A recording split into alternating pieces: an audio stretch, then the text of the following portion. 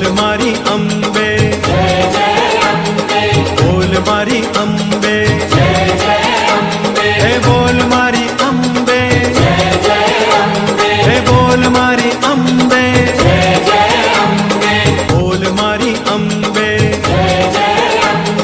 बोल मारी अम्बे, हे बोल मारी अम्बे, हे बोल मारी अम्बे, बोल मारी अम्बे, बोल मारी अम्बे, हे बोल मारी अम्बे। कभी कभी गम इतना बढ़ जाता है कि आदमी ये कहने पर मजबूर हो जाता है कि मुझे जीने का शौक नहीं, जीता हूँ दर्श पाने को, यानी तुम्हारा दर्शन पाने के लिए मैं जीता हूँ, बाकी अब जीने का कोई शौक है नहीं। आपके भी जीवन में कभी ये मोड़ आता होगा कि अब आपको लगता होगा कि अब क्या करना है, अब हो गया, आई हैव डन, जितना कर सकता था मैंने कर दिया, अब इससे ज़्यादा नहीं करने की इच्छा होती है। तो कहते हैं मुझे जीने का शौक नहीं, जीता हूँ। अब जीता किस लिए हूँ? दरस, यानी तुम्हारा दर्शन पाने को, क्योंकि शरीर छूट जाएगा तो इसी शरीर से साधना हो पाती है, साधना होती है, और साधना से ईश्वर मिलता है, साधना से आपके इष्ट मिलते हैं, साधना से आपके गुरु मिलते हैं। साधना बहुत बड़ी चीज़ है। जैसे कुछ घरों में बड़े प्यार से हमें बुलाया जा रहा है, तो ये आसान नहीं है, तरह तरह की चीज़ें बनानी पड़ती हैं, बहुत व्यस्तता हो जाती है परिवार में उस दिन, लेकिन एक भाव है, एक स्नेह है, एक संत के प्रति आदर है, और मुझे कहने में बहुत अच्छा लग रहा है कि इस धरा, मैं आज अभी बड़ौदा से एक फ़ोन आया था, मैं कह रहा था उनसे कि यहाँ के लोग, डीसा के लोग इतने अच्छे हैं, इतने प्यारे हैं, जहाँ भी मैं जाता हूँ लोग मुझे बहुत प्यार दे रहे हैं, बल्कि मेरे लिए आपस में एक दूसरे को थोड़ा डांट भी देते हैं प्यार भरी, कि देखो इनको कोई तकलीफ़ ना होने पावे, है ना। ये आप लोगों का प्यार नहीं है तो और क्या है। वो चाह रहे थे कि कथा समाप्त होने के बाद तुरंत मैं उनके साथ चल दूं बड़ौदा के लिए, लेकिन मैंने उनसे हाथ जोड़ के कहा, इतने प्यारे, इतने आदरणीयों को एक झटके में छोड़ करके मैं नहीं निकल सकता, मैं आपसे क्षमा चाहता हूँ। फिर भी वो बार बार प्रयास कर रहे हैं। 2 तारीख को चूँकि मेरा रिजर्वेशन भी है, उतने में मुझे सब कुछ करना है, तो मैं देखता हूँ कोई रास्ता निकालता हूँ उनके लिए। तो कुल मिलाकर के प्रेम की कोई भाषा नहीं होती। आज से 7-8 दिन पहले आप मुझे नहीं जानते थे, मैं आपको नहीं जानता था, लेकिन इस 7-8 दिन में आप मेरे इतने अपने हो गए। आज तो हम लोग जहाँ खा रहे थे, भोजन आज ले रहे थे भिखा भाई जी के यहाँ, वहाँ आदरणीय सुंदरलाल जी पहुँचे, और उनके शब्द मैं आपको बताना चाहता हूँ। वहाँ आदरणीय प्रहलाद जी बैठे थे, भरत भाई बैठे थे, वो सबके सामने सुंदरलाल जी ने एक लाइन कही कि मैंने जितना सोचा था इस कथा के बारे में, कि जितना अच्छा मैंने सोचा था महाराज जी, उससे भी बहुत ज़्यादा अच्छा और बहुत भव्य ये कथा हो रही है। हमने कहा सब माँ की कृपा। वहाँ एक मेरी बहन बैठी थी, वो अभी आई है कि नहीं आई है, बड़ा अच्छा बोल लेती है, तो वो मैंने उसकी तारीफ़ की, मैंने कहा आप बहुत अच्छा बोल लेती हैं, तो कहने लगी कि मेरी तो छोड़ दीजिए, लेकिन अब ये देखिए, ये यहाँ की नारी शक्ति में देखिए कितना समझ है आप लोगों को, कितनी अच्छी बात है। तो कहती है कि मैं तो बस ये देखती हूँ कि मंच पे जब आप बैठ जाते हैं तो आप और कथाकारों की तरह नहीं हैं, आप घड़ी वड़ी नहीं देखते, आपका कनेक्शन सीधे माँ से हो जाता है, ऐसा मुझे फील होता है, और आप माँ में डूब करके माँ में कोई ही कथा सुनाते हैं। कहिए मैंने पहली बार कथाएं मैंने बहुत सुनी, लेकिन ऐसे तरीके की कथा मैं पहली बार, और ये बहन का कहना है कि मैं आपको प्रणाम करती हूँ।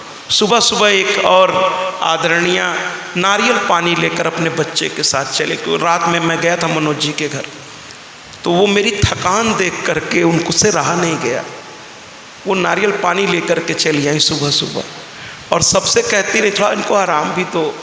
और अब तो थोड़ी थोड़ी गुजराती मेरे समझ में आने लगी है, तो वो गुजराती में कह रही थी, लेकिन मुझे इतना समझ में आया कि कल इनकी थकान देखकर, और शायद मैं सही कह रहा हूँ, शायद उन्होंने यही कहा कि कल इनकी थकान देखकर मेरी करुणा मैं रोक नहीं पा रही हूँ, इसलिए आप सबसे क्षमा चाहती हूँ, लेकिन कहना चाहती हूँ थोड़ा इन्हें आराम भी दो, है ना।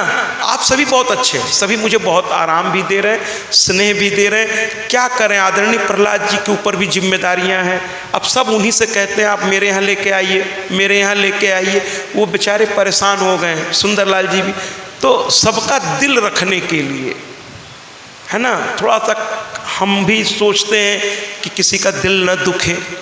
यहाँ से जाऊँ तो आपका प्यार लेके जाऊँ, आपका स्नेह लेके जाऊँ।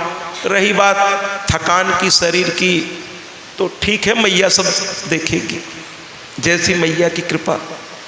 निकला ही हूँ माँ के बच्चों से मिलने, तो अब ठीक है। और यहाँ के लाइफ स्टाइल में शायद इसीलिए गुजरात में पैसा हर आदमी के पास पर्याप्त है लगभग, क्योंकि मैंने एक चीज़ नोटिस की, यहाँ के लाइफ स्टाइल में आराम के लिए जगह बहुत कम है। दिन भर लोग वर्क कर रहे हैं, केवल शायद रात को सोते हैं। तो ये भी एक अच्छी बात है कि वर्क इज वर्शिप, कार्य ही पूजा है। तो शायद इस धरा पर इसीलिए बहुत सभी आनंदित हैं, सभी के बहुत अच्छे मकान हैं, सारी व्यवस्थाएं बहुत अच्छी हैं, क्योंकि रात दिन काम कर रहे हैं वो। उनमें कहीं बीच में शायद रेस्ट के लिए नहीं होगा टाइम टेबल। और हम यूपी वाले थोड़ा सा आराम पसंद हैं, काम तो करते हैं लेकिन थोड़ा बीच बीच में आराम भी करते हैं। अब यहाँ के लाइफ स्टाइल में थोड़ा मैं अपने आप को एडजस्ट। लेकिन एक मज़े की बात बताऊँ आपको, धीरे धीरे मैं आप लोगों के साथ गरबा भी सीख गया। इसका श्रेय डॉक्टर साहब को जाता है। और बंधु जी पता नहीं आए हैं कि नहीं अभी। बंधु जी मैंने पहली बार देखा तो मेरे समझ में नहीं, हो देखने में बहुत अच्छा लग रहा था, लेकिन मैंने ध्यान से देखा पैर कैसे उठाते ये, फिर ऐसे फिर ऐसे फिर ऐसे। और मेरे एक मोटिवेशन यहाँ के एक सज्जन हैं, हमारे यूपी में इस तरह के शरीर अगर किसी के पास हो जाए तो ज़्यादा मूवमेंट नहीं कर सकता, लेकिन क्या ठुमक के, क्या लय में और कितनी मस्ती में वो डांस करते हैं कि कल जब उनके साथ मुझे लय मिलाने का सौभाग्य मिला, और वो बार बार कहते बापू मेरे साथ, बापू मेरे साथ। हमने कहा चलिए आपके साथ। और सच्चाई बताएं, इन लोगों ने तो केवल पैर चलाना सिखाया, लय में तो वही मुझको लेकर आए। तो लगभग गुजराती हो गया हो। ये प्रहलाद जी हमारे कह रहे हैं यहीं रह जाओ। बहुत अच्छा लगा आपके बीच, लेकिन ये कथा लाइव जा रही है। जैसे प्रहलाद जी की आवाज़ लोगों तक जाएगी यहीं रह जाओ, तो बाकी के फ़ोन आना शुरू हो जाएगा कि महाराज जी हमारी जो कथा की बुकिंग है वो क्या होगा फिर उसका, अगर आप वहीं रुक जाओगे तो। चलो वहाँ से क्योंकि मेरी कथा के भी होर्डिंग बोर्डिंग शहर में लग गए, आपको आना है, इधर भी आना है। तो कुल मिलाकर के बहुत अच्छे हैं आप लोग, बहुत प्यारे हैं। आइए सत्यव्रत की कथा में चलते हैं। तो सत्यव्रत ने रो रो के कहा, सत्यव्रत ने रो रो के कहा, और जब रो रो के कहने लगे तो माँ प्रकट हो गई। सावधानी से सुनिएगा माँ ने क्या कहा। माँ ने कहा तुमने बहुत बड़ी गलती की, किसी कन्या के स्वाभिमान पर, उसके सम्मान पर तुमने पैर रखने की बहुत बड़ी गलती कर दी। ऐसा आगे से नहीं करोगे ना। तो उसने कहा नहीं माँ मैं गलती समझ गया, कह मनमानी मत किया करो, मर्यादा में रहा करो। और फिर माँ ने वरदान दिया कि तुम्हारे पिता जल्द ही तुमको वापस सम्मान के साथ अपने नगर में बुलाएंगे। और कुछ ही देर बाद माँ के अंतर ध्यान होते ही पिता खुद महामंत्री आया और कहा आपके पिताजी आपको बुला रहे हैं। ये है माँ की कृपा। जरूर तालियों से स्वागत करिए ना जरा। माँ ने जैसे ही उसे दर्शन दिया, आशीर्वाद दिया, तुरंत बात, कहते हैं ना, माँ का दर्शन, माँ की कृपा, माँ का स्नेह मिलते ही सब कुछ बदलने लगता है, सब कुछ बदलने लगता है। तुरंत आया, कहा चलिए चलिए आपको महाराज बुला रहे। तो कहे उन्होंने तो मुझको निकाल दिया घर से। कहे नहीं नहीं, अब वो बुला भी रहे हैं। तो अच्छा, आजकल के बच्चों की तरह नहीं मुंह फुलाना, नहीं अरे डांट दिया था अब नहीं जाऊंगा, ऐसा नहीं किया उसने। तुरंत कहा मेरे पिता ने मुझे बुलाया है, अभी चलता हूँ। तुरंत चल दिया और भरी सभा में सबके सामने पिता के पैर पकड़ लिए और कहने लगा मुझे क्षमा कर दीजिए, मुझसे गलती हो गई। पिता ने गले से लगा लिया। जब माँ बाप आपको दुलारे तो बच्चों को और रूठने का, जो बच्चे होते हैं ना, जितना माँ बाप प्यार देते हैं उतना ही वो और ये तरीका ठीक नहीं है। वो आपसे बड़े हैं, वो आपको दुलार रहे हैं। कहते हैं ना, जब कोई आपको सम्मान दे तो उसके सम्मान का सम्मान करिए, ये हमारी आपकी जिम्मेदारी बन जाती है। बिल्कुल, जहाँ प्यार मिले, जहाँ सम्मान मिले, फिर वहाँ जवाबदेही और जिम्मेदारी बढ़ जाती है। वहाँ और जिम्मेदारी से आपको काम करना चाहिए। तो ये पिता को पैर छुआ। पिता ने कहा अब तुम्हें मैं राजा बनाऊंगा, तुमने माँ के दर्शन प्राप्त कर लिए, तुम अब राजा बनने के योग्य हो गए हो। देखिए माँ के आते कहाँ पिता ने निकाल दिया था, अब उसको राजा बनाने के लिए भी तैयार हो गए। कहने लगे तुम तो माँ के बहुत बड़े भक्त हो, तुम तो माँ के बहुत बड़े भक्त हो, अब तुम राजा बन जाओ। लेकिन पता नहीं क्या समस्या है कुछ लोगों की कि चीज़ बिगड़ती है तो सुधरते हैं, लेकिन जैसे ही चीज़ सही होती फिर बिगड़ जाते हैं। पता नहीं क्या समस्या है ऐसे लोगों की। पता नहीं पुरानी बात कैसे भूल जाते हैं कि हमने देखो वो किया था इसलिए ऐसा ऐसा नुकसान हो गया, तो आगे से नहीं करना चाहिए ना, नहीं करना चाहिए। लेकिन कुछ लोगों की आदत है, जैसे ये दिन बदले अच्छे हुए फिर वही गलत का। तो यहाँ जैसे ही उसको राजा बना दिया अरुण ने और खुद चले गए जंगल। अब ये राजा बनते ही फिर से मनमानी करने लगा। न माँ की बात को इसने ध्यान दिया, न पिता की बात को ध्यान दिया, ये अपने मन की करने लगा फिर से। और कहता क्या है गुरु वशिष्ठ के पास जाकर कि एक काम करो, मुझे इसी शरीर से स्वर्ग भेज दो। गुरु कहने लगे पागल हो गए हो क्या, इस शरीर से कोई स्वर्ग जा सकता है? कहें तो फिर तुम काहे के गुरु वशिष्ठ हो, तुम काहे के ब्रह्मा के पुत्र हो, तुम काहे के मित्र वैरुणी के पुत्र हो, तुम में फिर मंत्र शक्ति कहाँ? उल्टी सीधी बात कहना शुरू किया। मैंने कहा ना, माता पिता गुरु और इष्ट से बड़ा सोच समझ के बात करनी चाहिए। तो कहने लगा तुम काहे के हो, तुम काहे के हो? तो उस पर गुरु को क्रोध आ गया। कहने लगा ठीक है, मैं किसी काम का नहीं हूं, लेकिन जो तुम गलत काम कर रहे हो ये मैं नहीं करूंगा। तुम्हें सशरीर स्वर्ग मैं मंत्र पढ़ करके तुम्हें नहीं भेजूंगा, क्योंकि ये मर्यादा के विरुद्ध है। मंत्र में ताकत बहुत है, लेकिन उस ताकत का दुरुपयोग नहीं करूंगा। अब त्रिशंकु ने कहा तुम नहीं करोगे तो मैं किसी और से करा लूंगा। इस पे गुरु को क्रोध आ गया। कहने लगा तुम बड़े दुष्ट हो, पहले तुमने लड़की को उठा लिया, पिता ने भगा दिया, फिर पिता ने प्यार दिया माँ की कृपा से, फिर तुम शुरू हो गए, फिर तुम कह रहे अब तुम एक नई जिद पकड़ लिए कि मुझको शरीर सहित स्वर्ग भेज दो, मैं अप्सराओं के साथ इसी शरीर से आनंद लेना चाहता हूँ। ये सब कैसी बातें तुम कर रहे हो, मूर्ख हो क्या तुम?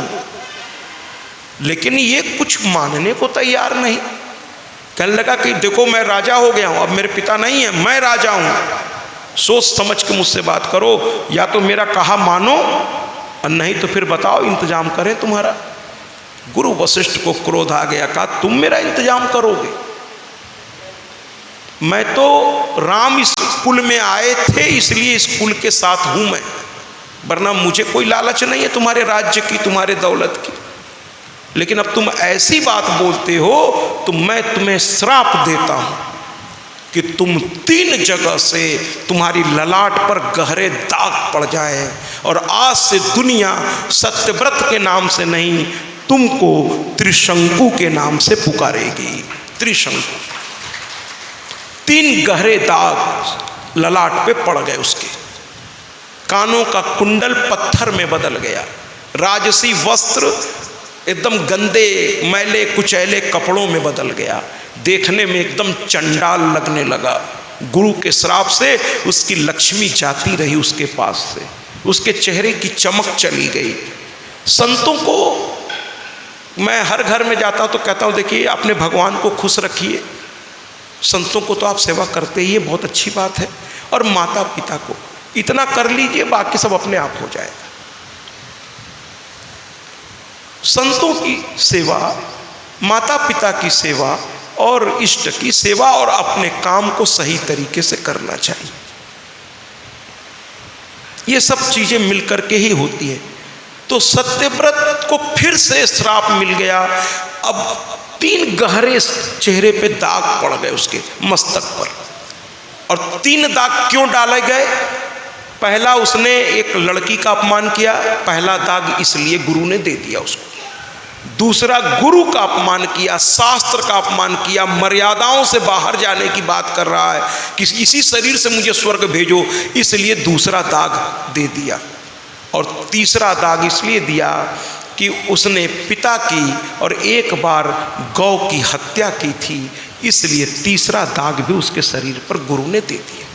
अब वो त्रिशंकु हो गया, उसके शरीर से दुर्गंध आने। जब आप अच्छे काम करते हैं ना, पूजा पाठ करते हैं, अनुष्ठानों में पर दिन भर दौड़ते हैं, पसीना से, लेकिन आपके पसीने से ज़्यादा बदबू नहीं आएगी।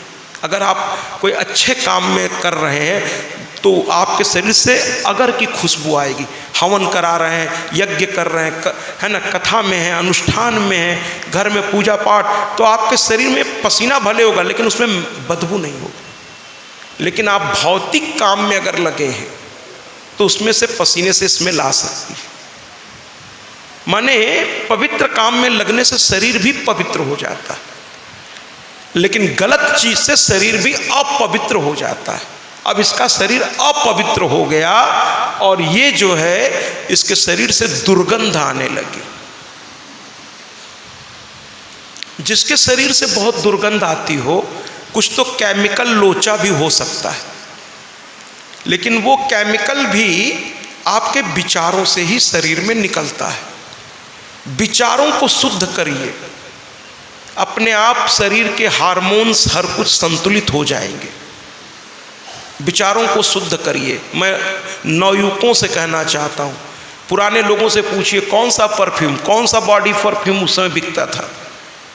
दिन भर किसानी में पसीने बहते थे शरीर से, लेकिन शरीर पे एक तेज होता था, क्योंकि घर का बना शुद्ध भोजन लेते थे, सुबह शाम अखाड़े में जाते थे, गुरुओं की सेवा करते थे, माता पिता की सेवा करते थे। आजकल की तरह चाउमीन, बर्गर, पिज्जा और पता नहीं क्या क्या। शुद्ध सात्विक भोजन आप लीजिए, विचारों को अच्छा रखिए, देखिए शरीर से दुर्गंध धीरे धीरे कम होने लगेगी, है ना। किसी सात्विक आदमी के बगल से आप गुजर जाइए, आपको कोई बदबू नहीं नजर आएगा, उल्टे हो सकता है सुगंध का एहसास हो। तो कुल मिलाकर के इसके शरीर से इतनी तीखी दुर्गंध आने लगी कि अब ये जंगल में भाग गया कि कोई मुझको संभाल नहीं पाएगा, मेरे परिवार वाले भी मुझसे घृणा करेंगे, इससे अच्छा जंगल भाग गया। और वहाँ जाकर के मंत्रियों से कहा कि मेरे लड़के को, हरिश्चंद्र को जाकर के राजा बना दो। लोगों ने समझाया, इसने माना नहीं, राजा हरिश्चंद्र को राजा बना दिया गया। और इसकी मुलाकात जंगल में विश्वामित्र जी से हो गई। इसने जीवन में एक अच्छा काम किया था कि जब इसको पिता ने जंगल में भेजा था तो वहाँ विश्वामित्र का परिवार रहता था और वो भूखा था, तो इसने उनके भोजन की व्यवस्था, जब तक ये जंगल में रहा और जब तक विश्वामित्र जी आ नहीं गए, उनके परिवार का भरण पोषण की जिम्मेदारी इसने उठाई थी जंगल में रहते समय। उसका पुण्य इसको ये मिला कि विश्वामित्र जैसा संत इसके सामने आके खड़ा हो गया, लेकिन उसका भी इसने सही उपयोग नहीं किया। जी, तालियों से स्वागत करिए। लेकिन उसका भी इसने सही उपयोग नहीं किया। संत सामने खड़ा, उससे भी वही बात कह दिया, मुझे शरीर के साथ स्वर्ग जाना है। विश्वामित्र जी भी थोड़ा अलग तरह के संत हैं, वो भी जिद्दी किस्म के हैं। आदमी केवल अपनी बात पकड़ के बैठा रहे, इसको जिद्दीपना कहते हैं। अच्छी नहीं होती ये बात। सबकी सुनिए, सबकी समझिए। तो कुल मिलाकर के विश्वामित्र भी इसी की तरह थे। कहने लगे तुमको स्वर्ग जाना है? इसने कहा हाँ जाना है। तो कहा अभी भेज देता हूँ। कहना राम ऐसे दोनों बहुत आदरणीय हैं, मैं दोनों के चरणों को बार बार प्रणाम करता हूँ, है ना। लेकिन जब मैं इनकी बात नहीं कर रहा हूँ, लेकिन दो जिद्दी अगर एक साथ मिल जाए तो वहाँ लोग ये कहने पर मजबूर हो जाते हैं, राम मिलाए जोड़ी, एक अंधा एक कोढ़ी। राम मिला, कभी कभी क्या होता है, एक बुद्धि से पैदल है और एक के अंदर विवेक नहीं है, इसको कहते हैं कोढ़ी और कोई शरीर के रोग की यहाँ बात नहीं हो रही है, बुद्धि नहीं है।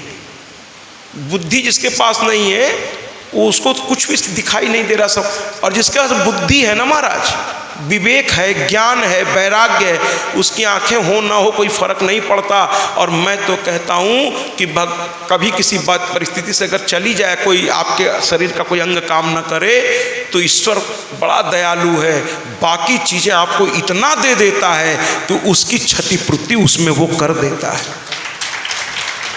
आप देख लीजिए, सूरदास को बिल्कुल नहीं दिखा, लेकिन जो कृष्ण की बाल लीला सूरदास ने बिना देखे लिख दी, वो आंख वाले भी देख के लिख नहीं पाए। सूरदास का वात्सल्य वर्णन सबसे प्रसिद्ध है, जबकि सूरदास ने देखा ही नहीं था। वो तो कुछ लोग कहते हैं जन्म से अंधे थे, लेकिन क्या लिखते हैं वो। बाल लीला इतना बढ़िया लिखा है उन्होंने, अब उस पर चर्चा करने का समय नहीं है मेरे पास, पर ना क्या लिखा है उन्होंने सूरदास ने, है ना। कितनी प्यारी प्यारी लाइन है, किलक की हसत राजत द्वई दतिया, पुनि पुनि तेहि अवगाहत। अब ये बहुत क्लिष्ट हिंदी हो जाएगी, इसलिए मैं इसको यहाँ पर नहीं ले जाऊंगा आपको, है ना। तो कुल मिलाकर के सत्यव्रत ने विश्वामित्र ने जल उठाया, मंत्र लिया और संकल्प कर लिया। क्या संकल्प कर लिया कि जितना भी मेरा पुण्य है, उसके पुण्य के प्रताप से ये राजा इसी शरीर से स्वर्ग चला जाए। ऐसा कहकर उन्होंने मंत्र को पढ़ करके जल को छोड़ दिया। और जैसे ही जल छोड़ा, मंत्र का प्रभाव देखिए, वो व्यक्ति सीधे स्वर्ग की ओर तेजी से बढ़ा, एकदम रॉकेट की गति से बहुत तेजी से ऊपर की ओर जाने लगा। ऊपर इंद्र का दरबार लगा था। इंद्र ने देखा, अरे ये कौन आ रहा है नीचे से, वो भी इस शरीर में। इंद्र ने कहा, अरे तू कौन? तो कहने लगा, मैं त्रिशंकु। कैसी शरीर से कैसे ऊपर आ रहा है? तो कहने लगे, विश्वामित्र के मंत्र के प्रभाव से मैं ऊपर आ रहा हूँ।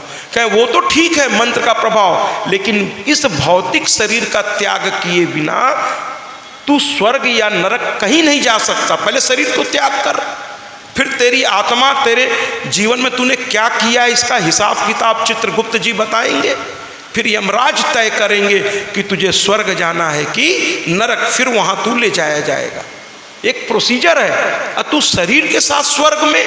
उन्होंने वहीं से इसको लात मारी, ये नीचे की ओर आने लगा और चिल्लाने लगा विश्वामित्र, अरे इंद्र ने लात मार के नीचे भेज दिया, अरे मुझे बचाओ, मैं नीचे आ रहा हूँ, मैं नीचे आ रहा हूँ। विश्वामित्र ने कहा, अरे तू नीचे क्यों आ रहा है? तू कहने लगे, वो कह रहे हैं नीचे जाओ। विश्वामित्र ने कहा, वो कह रहे हैं नीचे जाओ, मैं कह रहा हूँ तुम ऊपर जाओ।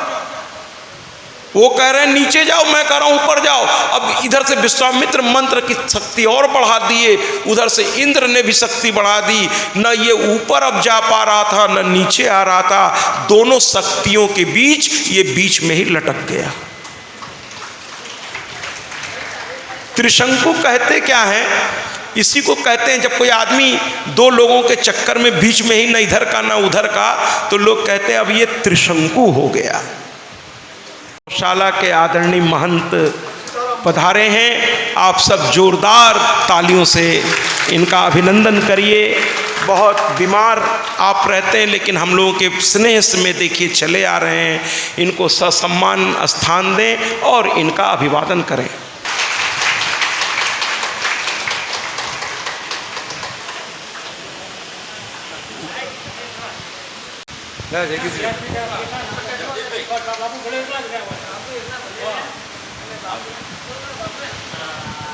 बोलो सनातन धर्म की जय। स्वागत करिए।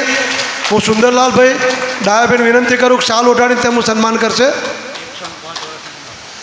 તેમની ઉંમર 105 વર્ષની છે બાપજી।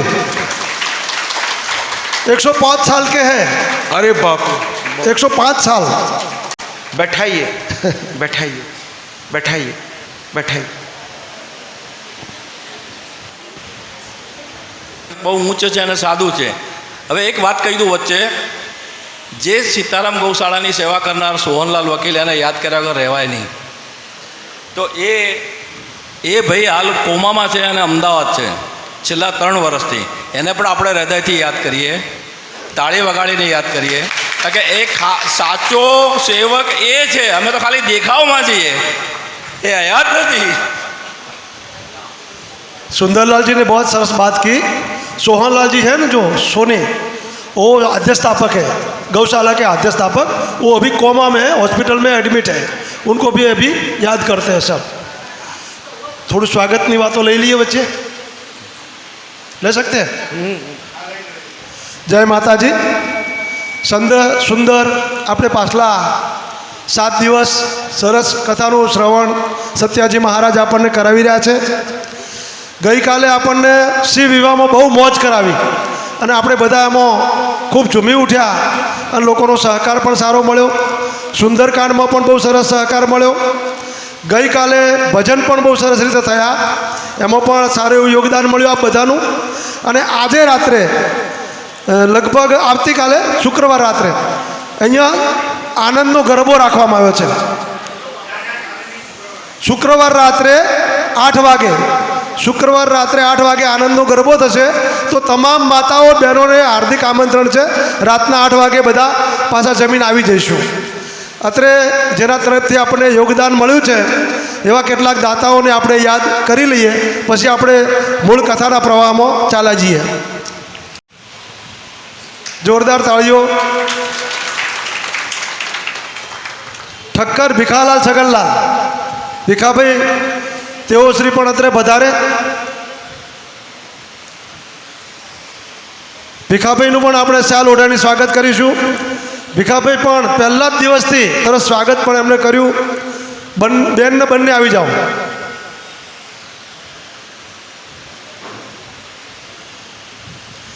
ઠક્કર પ્રભુરામભાઈ અમથાલાલ,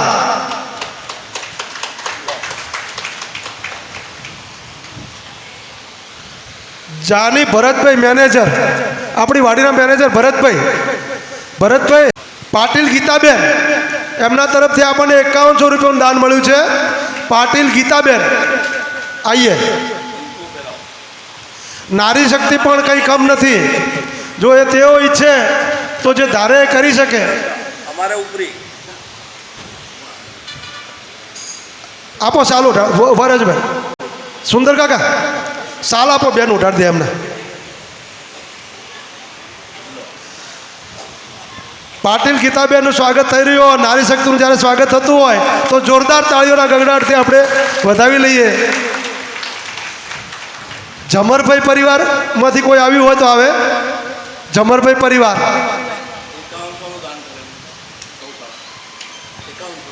5100 રૂપિયા ગીતાબેન પાટીલ તરફથી આપણને મળ્યા છે।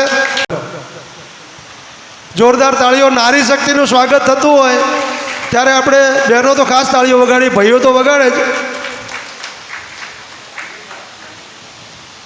શિલ્પાબેન ચંદ્રકાંતભાઈ ઠક્કર, સુંદરલાલ કાકાની આપણે વાત કરીએ કે સુંદર આયોજન એમને કર્યું છે, પણ જો શિલ્પાબેન ચંદ્રકાંત અને જો ભવ્ય જાય પણ બધી વ્યવસ્થા ઘરનાએ કરવી પડતી હોય તો એમનું પણ આપણે પુષ્પગુચ્છ અને શાલ ઉઠાડીને સ્વાગત કરીશું। आओ सीताबेन आओ। ये वो चंद्रकांत पहचानते हैं ना? हाँ, अरे पहले दिन गए थे। खूब अच्छी तरह, खूब अच्छी तरह। હવે ચારુબેન આવે, ચારુબેન ભરભુરામભાઈ ઠક્કર, પ્રભુભાઈ આવશે ત્યારે એમનું અલગથી કરીશું સ્વાગત, પણ ચારુબેન આવી જાય અને પૂનમબેન પણ આવી જાય. કોને જોરદાર તાળીઓથી વધાવી લઈએ. महाराज वारे घड़िए प्रभु जी बोलने से थकते नहीं है. उनकी धर्मपत्नी चारूबेन, इनकी वजह से वो सब हो रहा है. प्रभु जी का जो कार्य चल रहा है अच्छा, वो चारूबेन की वजह से हो रहा है. और हमारी पूनमबेन भी आ जाए. आओ बहनों में कोई आओ, चालू रहा, आओ तुलसी बेन आओ. जोरदार ताळीओथी વધાવીએ. પ્રભુભાઈ અને ચારુબેન અહીં વાડીની નજીક છે અને આપણા બધા કરતાં વધુ બાપજીને સેવાનો લાભ એ લોકો લઈ રહ્યા છે. આવો બચુ કાકા આવો. પૂનમબેનનું પણ સ્વાગત કરીએ. તલસીબેનને વિનંતી કરું કે તે ચાલ ઉડાડશે. જોરદાર તાળીઓ. હા આપણા હા આપણે જેમ પેલું લગ્ન કરો ને માણેકધમ રોપીએ ને માણેકધમ ચા, તો જોરદાર તાળીઓથી ડાયાબેન વધાવીએ. સૌથી પહેલાં આવવાનું ને સૌથી છેલ્લે જવાનું.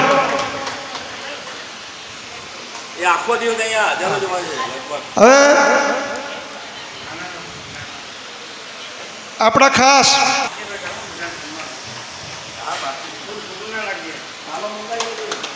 જોરદાર તાળીઓ.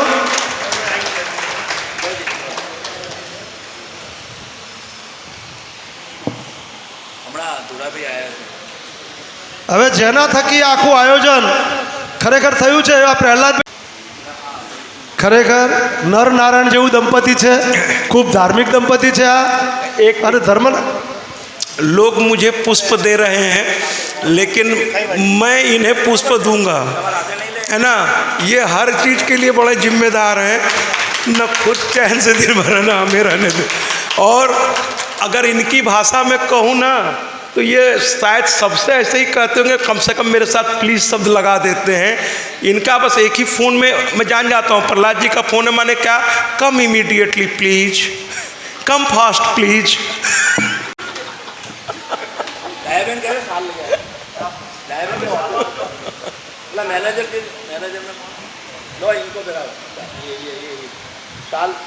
सब इनकी वजह से हो रहा है. मेरा कुछ महाराज जी, हाँ जी, आप इधर खड़े, इनका आदेश से तो होता है.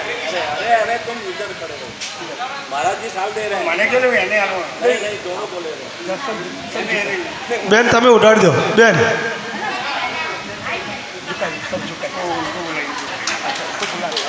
જોરદાર તાળીઓથી વધાવીએ આપણે પ્રહલાદભાઈને અને શીલાબેનને, કેમ કે આ પરિવાર થકી જ આ બધો પ્રોગ્રામ બહુ સફળ થયો છે. અત્રે આપણે બોમ્બેથી અમૃતલાલ ધુડાજી ઠક્કર પધાર્યા છે.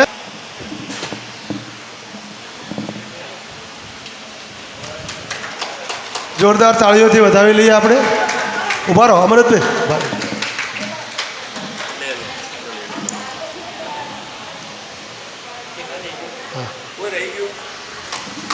હવે તળસીબેન અને એમના બેન બંને જણ આવે.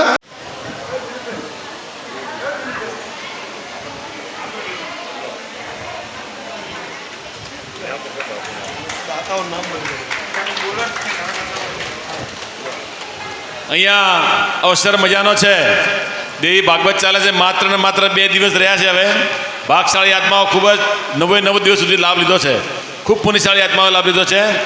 મારે गुरुजी हमको ये बात बतानी है, जब रामायण चलती है तो हनुमान जी आते हैं, लेकिन देवी भागवत में मैंने हनुमान जी देखा है, वो भाई साहब है ना, कथा कथा शुरू होने से कथा समाप्त होने तक खड़े रहते हैं. लगभग मैं बोलता हूँ तब 5 घंटे तक ऐसे ही खड़े रहते हैं. उसका मैं परिचय बता दूँ. मैंने सुना है तो गुरुजी का सुपुत्र है. और एक बात बताऊं, गुरुजी ने बोला था कि लड़का कैसा चाहिए, लड़का यानी पुत्र दोनों में भेद बताया था. मैं ऊपर गया था तब कपड़े की तैयारी थी. गुरुजी ने पाठ पूजा कर ली, कपड़ा पहनना था. तैयारी में 2 मिनट बाकी थी और भाई साहब ने लेखा जब्बा लाके गुरुजी के टेबल पे रख दिया और गुरुजी ने पहना. तब मैंने देखा कि पुत्र ऐसा चाहिए कि पिता की ऐसी सेवा चाहिए. धन्यवाद છે. ખૂબ તાળી વધાઈએ. અમને અહીંયા જે દાતાઓ છે અને મોટી વાત मंगलमय घड़ी आई है कोई जाने न जाने, मंगलमय घड़ी आई है कोई जाने न जाने। सुंदर। હવે દેવી ભાગવતના વાત ભગવાન પાસે લઈ જઈએ।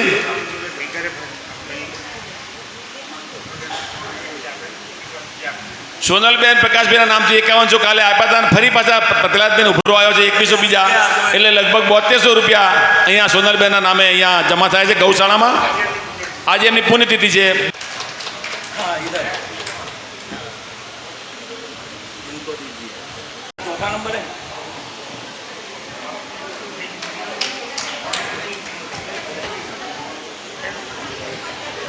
रात को ये सब सफाई करके ये बदला बदला उठाना सब ये उनका काम है। ગાદલા દીકરાએ ઉઠાયા હતા અને એની જોરદાર મહેનત છે। દીકરાને પણ માં ભગવતી એની હર મનોકામના પૂર્ણ કરે। અહીંયા અમે વધારે સમય ના લેતા। અહીંયા ગુરુજી, अरे गुरुजी हमारी एक इच्छा है, हमारा जो भाई है वो वीडियो शूटिंग उतार रहा है आपका दिखरा, और हमको इच्छा है कि आप हमें सम्मान करना। हमारी सबकी प्रहलाद जी की और सबकी इच्छा है। अँ मोटा थी बलदेव भी बधारा है। बलदेव ने विनंती करूँ आप व्यासपीठ पर આવી અને સન્માન સ્વીકારો।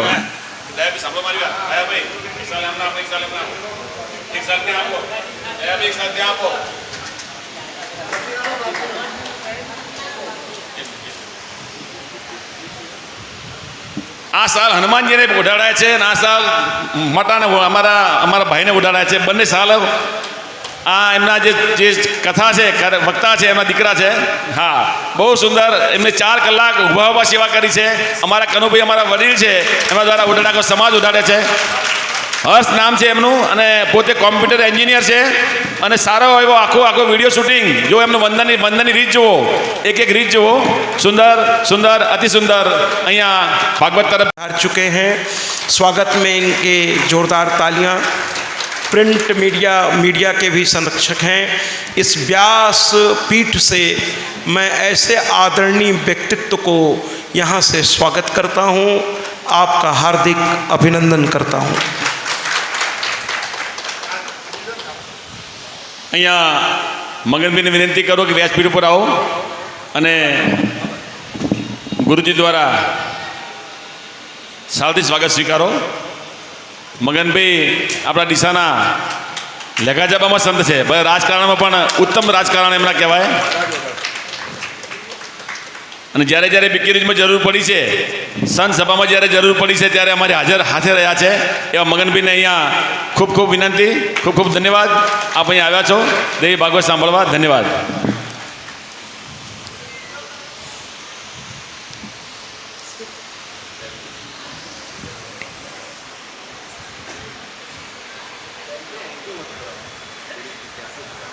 अम्बे